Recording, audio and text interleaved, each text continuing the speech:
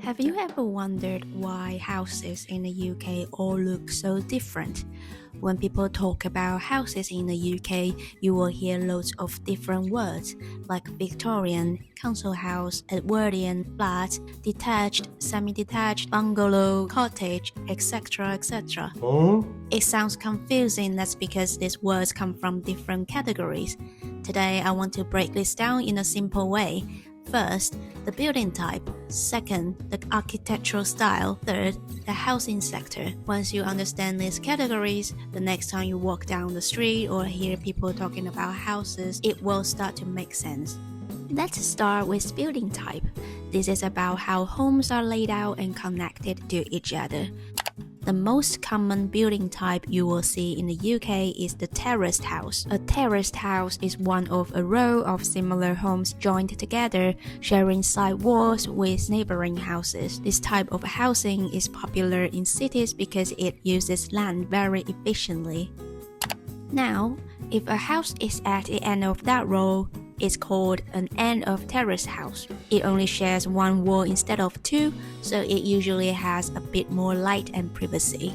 Moving away from terraces, we have a semi-detached houses. A semi-detached house is one of two houses joined together.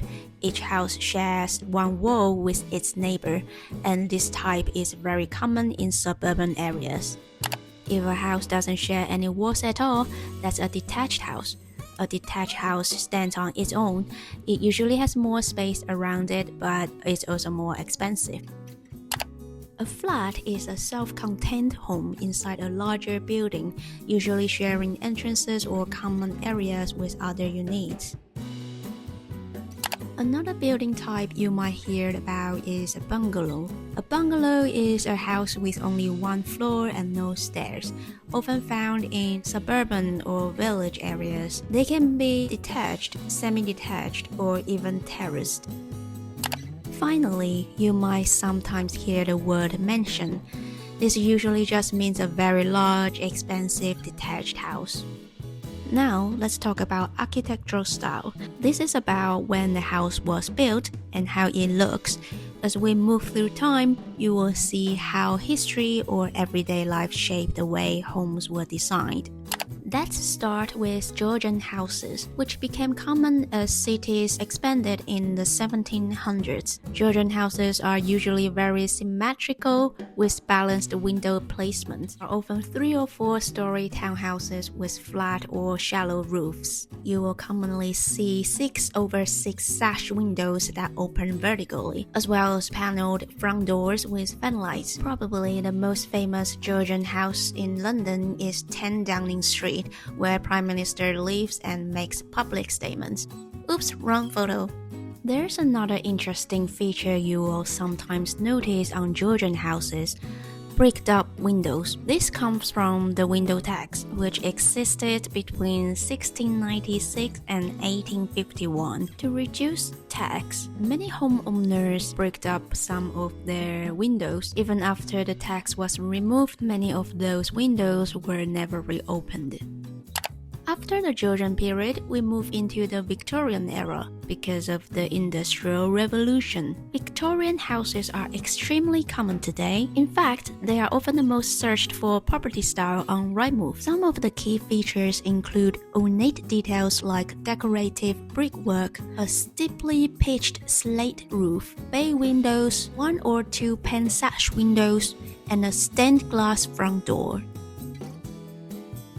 Shortly after that, we enter the Edwardian period in the early 1900s. Edwardian and Victorian homes are very similar in design. Compared to Victorian houses, they often have larger windows, wider rooms, and less heavy decoration. Edwardian houses also include marked Tudor elements like decorative timber panels or gables. The actual Tudor period was much earlier, between 1485 and 1603. This is what the original Tudor house looks like. Some of the key features of the Edwardian house style include red brick on the ground floor with white render above, marked Tudor elements, carved wooden porches, bay windows, and a stained glass front door. After World War II, There was a major housing shortage in the UK. Homes needed to be built quickly, cheaply, and at large scale. Because of this, many post-war houses were designed to be simple and practical, with much less decoration than earlier styles. In larger housing projects, especially blocks of flats, this urgency also led to a very distinctive architectural style called brutalist architecture. The style focused on function and strength rather than decoration. It commonly used exposed, unpainted concrete or brick, strong geometric shapes, and a very simple, often monochrome appearance. After the post-war period, UK housing design gradually moved towards what we now call modern housing. Unlike post-war homes, modern homes focus more on comfort, efficiency, and lifestyle. You will often see larger windows to let in more natural light, as well as open plan layouts inside. Energy efficiency is also a big focus, so modern homes tend to have a better insulation, double or triple glazing, and newer building materials. You might also hear the word cottage.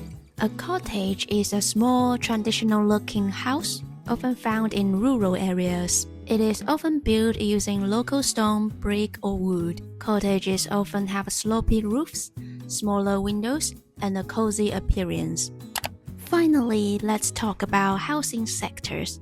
In the UK, housing is usually divided into two main types: social housing and private housing. Both social housing and private housing can be flats or terraces. Social housing is owned and managed by local councils or housing associations. It's designed for people who need extra housing support. People usually apply for social housing through their local council or housing association, but waiting lists can be years long, especially in big cities. Private housing is owned by individuals or companies and is rented or sold at market prices.